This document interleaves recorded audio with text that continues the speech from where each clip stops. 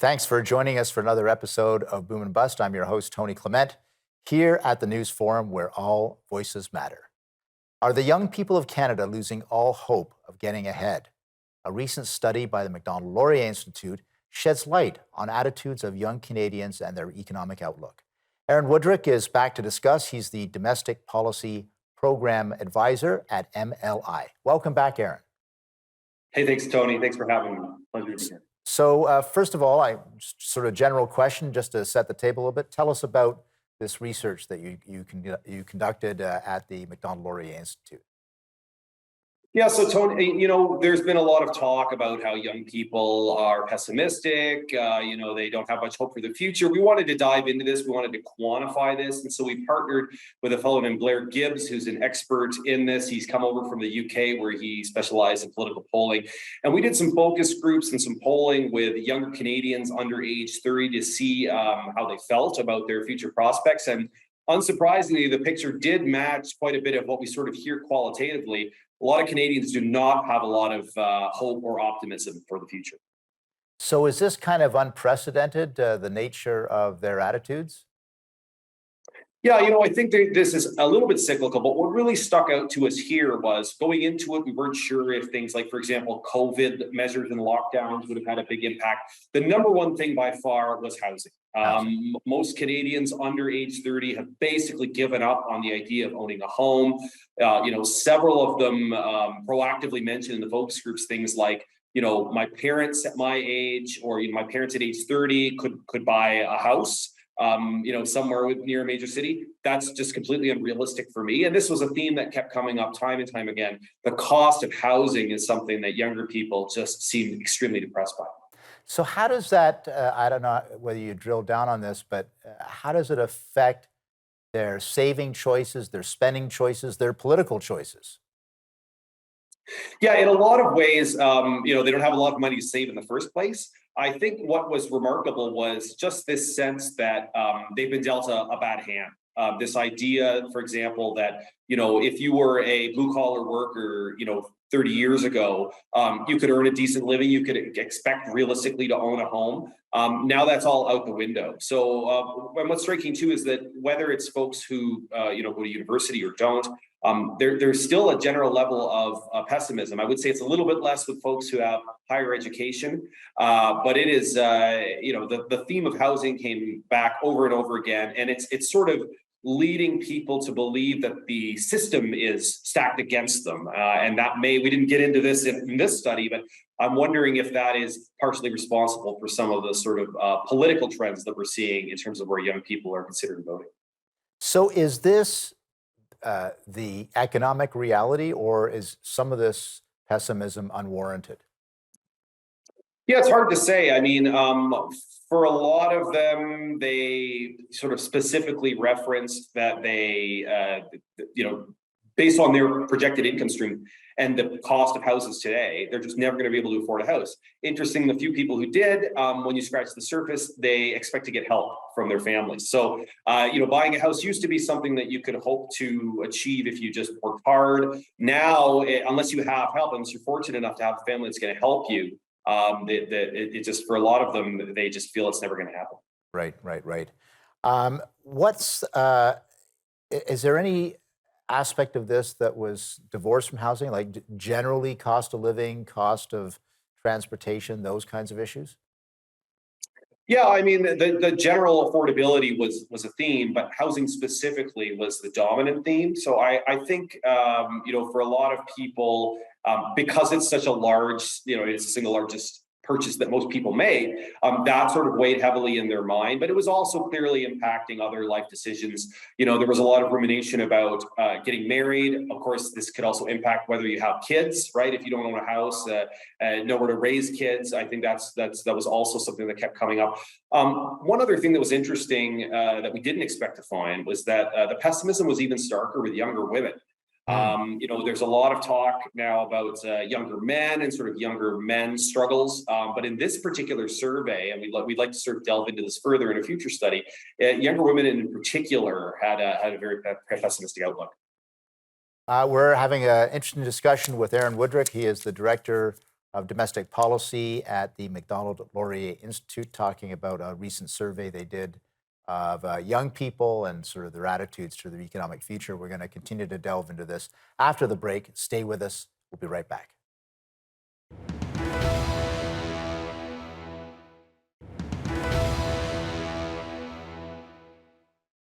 Welcome back to Boom and Bust. I'm your host, Tony Clement, here with Aaron Wudrick. He is the Domestic Policy Director at the MacDonald-Laurier Institute. Aaron, we're talking about your survey of young people, some of their economic anxieties and general anxieties. Obviously, a lot of it also is connected, and you referenced this to how perceptions on how to succeed in Canada. And the question is, do you have to have rich parents, or do you have to have connections? Delve a little bit more into that. Yeah, there was a real strong belief amongst a lot of people that this idea of equal opportunity, that all you have to do is, get a good education, apply for a job, that it's sort of a tic-tac-toe. They felt that was unrealistic. In fact, there was a consistent theme of sort of a disconnect between older generations, when they would give advice. I think a lot of these younger folks sort of felt it was kind of quaint. It was these older folks, maybe that's the way the world was back then, but they're giving this advice as if the world hasn't changed. And in fact, the world has changed a lot. And so I really got this sense from the younger folks that older people just didn't understand the way the world worked now, and just didn't have any appreciation for some of the challenges that younger folks were experiencing. Yeah. So specifically, if a parent or a grandparent said, well, work hard, get your education, you'll get ahead, they're not necessarily buying into that advice. No, and in fact, they find it kind of quaint, and they essentially think that they're getting advice that's outdated. And if anything, we found that they were kind of irritated by it, like they were being told this stuff that it seems obvious, but for the younger people, they kind of roll their eyes and say, well, maybe it worked that way for you, mom and dad, but that's just not the way things work anymore. So there's a real sense that the older generation just is seeing the world through their sort of own experiences, and not recognizing that it's a very different landscape today. Yeah, it's the okay boomer kind of reaction to that kind of advice, for sure. Interestingly, you cited that a third of them said that drug addiction had an impact on their lives or their surrounding sort of family. Were you surprised by that? Yeah, I mean, it's no secret that the opioid crisis is significant in this country, but that was a very large figure. That 1/3 of respondents said that it touched their life. It doesn't mean that they personally, but they knew someone in their family circle, someone in their friend circle. So it suggests that this is actually a very widespread problem, and that was actually a pretty shockingly high number in our view. And did they say that did this add to their kind of pessimism about the world, do you think? Yeah, that was the sense we got. I mean, that's another sort of symptom of despair. A lot of people felt that the reason that this is, I mean, the kind of challenges that come from those addictions are more likely to appear in situations where people have kind of lost hope. And I don't want to say everyone that we talked to was completely full of despair, but it was definitely more common than not. And the strength of it amongst some people who we thought might have a little bit more hopeful outlook was it just the hope was not there. Yeah, that's what I'm getting from what you're saying. That there's a lot. I don't know whether it's realism or just overwhelming despair, but it's or a combination of the two. But there's not a lot where they're looking at hopefully at the horizon, is there? No, one interesting thing too is part of the reason we undertook this study now was we wanted to see the impact of COVID, right? Like there's been a lot of talk about the COVID impact on younger people, the sacrifices they've had to make, even though they're relatively lower risk. There was not as much impact from COVID as we thought. They didn't love the fact they, like, for example, would lose time with their friends, but many of them received the sort of emergency benefits. So financially, they were sort of square, housing definitely weighed a lot more heavily than even the COVID impact, which I think is pretty striking when you think about it, because we're talking about measures that dramatically sort of overturn people's lives, and even that didn't make as big an impact as the sort of despair over the fact that you might never be able to buy a house. Interesting. Was there, I think we're going to take a brief break because we're almost out of time. I do want to ask you about, I think you had some interesting conclusions about whether there's a racial divide in this country. When people think of the United States, there's always a race factor that is cited in research on public attitudes towards X or Y. May not be the case here. We'll discuss that, and then we'll talk about sort of more public policy responses. So stay with us. Aaron Wudrick will be back after these messages.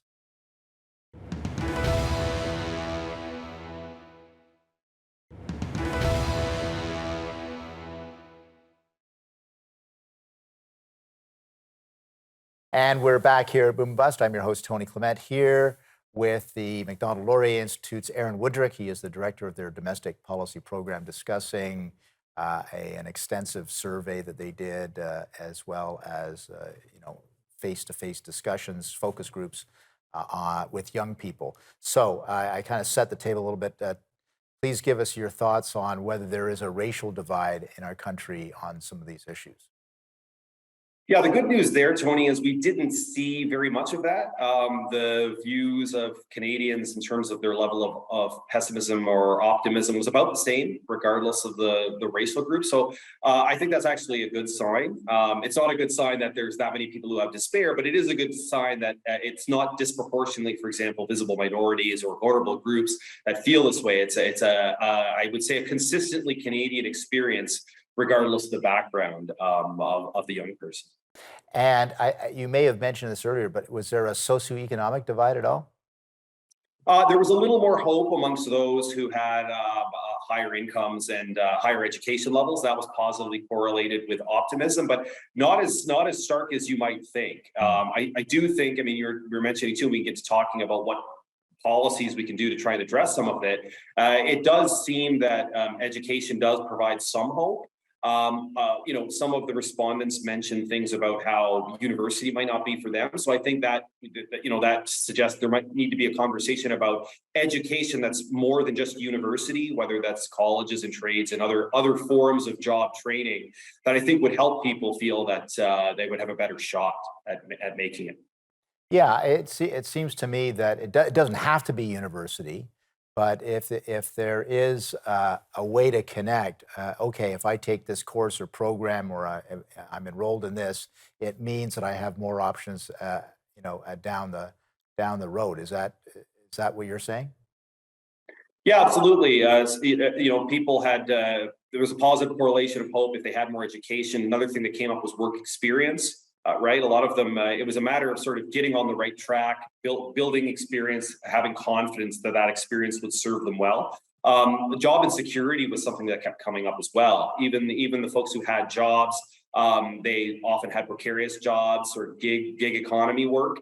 And so while finding a job was not a real problem for most of the respondents, the idea of a career, of something that was going to sort of be sustaining for life, that was more seen as more out of reach.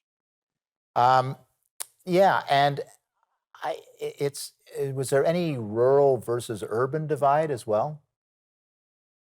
A little bit more positivity in urban areas, although the housing issue was stronger there as well, of course, because prices are higher. So you had a bit of a trade-off. The folks who lived in places further from a major city, they had less concern about housing, but more anxiety about sort of jobs and career path. And then it's the opposite with people who lived in urban areas. Right.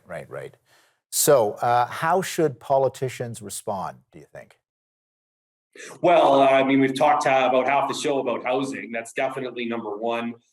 We need to build more houses. This can't fall on any particular level of government. It has to be all hands on deck, because even broaching the idea of building more houses some of these young people are so disillusioned. It's more sort of show don't tell. They've heard politicians talk about getting more housing built, but they're not seeing it. They don't seem to have a lot of confidence it's going to happen. So that, I think, overwhelmingly, if we can solve that issue and start to address the housing supply issue, I think that will go a long way. That is by far the single biggest issue here, sort of that's a cloud hanging over their heads. And are they looking at any particular level of government for this, or just generally politicians and government?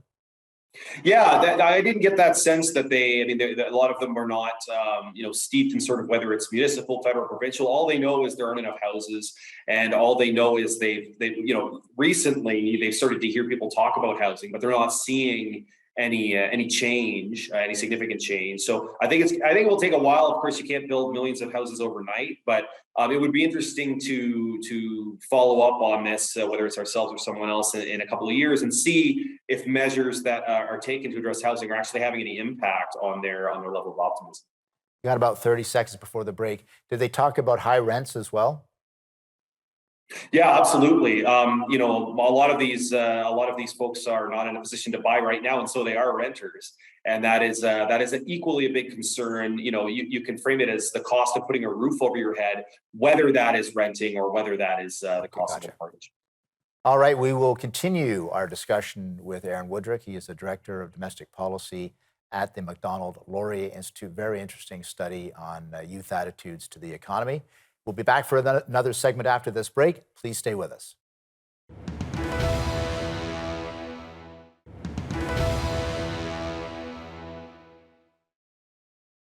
And we're back here at Boom and Bust. I'm your host, Tony Clement, here with Aaron Wudrick. He is a Domestic Policy Director at the MacDonald-Laurier Institute. Aaron, we were talking a little bit, there's a whole sort of a generational thing happening here, which we may not have seen really since the 60s, where there was such a wide variance between what an older generation would think or say and a younger generation. But tell us a little bit about what you're kind of uncovering on kind of the emotional feedback you were getting from some of these younger people who took part in the survey.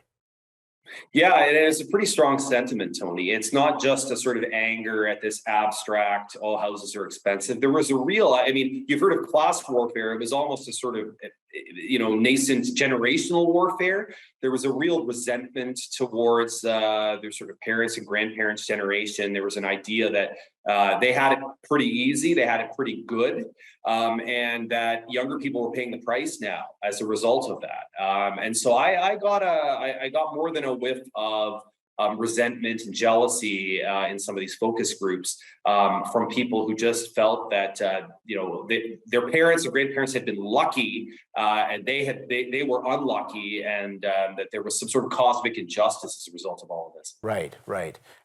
And in a sense, let's just talk about the economics of our nation for a second here. We rely on higher housing prices. We, as in, people who are homeowners. Our economy is kind of fabricated on forever rising real estate values as the almost the only way how people kind of create wealth for themselves. And it's something I've noticed for a little while. I'm sure you've noticed it as a policy wonk. Our economy's out of kilter a little bit because we rely so heavily on housing prices to calculate and generate wealth for ourselves. Comment on that, if you will.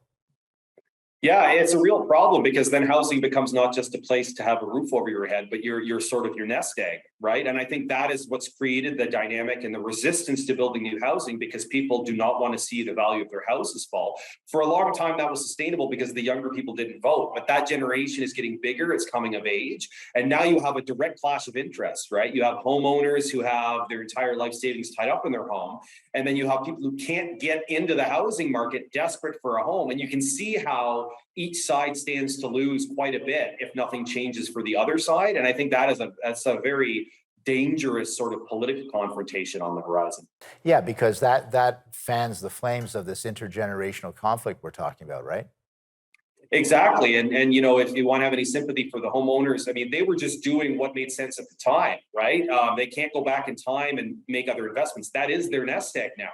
So you can see the dilemma. Someone has to lose here. The question is going to be, I think, probably settled at the ballot box if this becomes a sort of ballot box question, pitting one group against the other.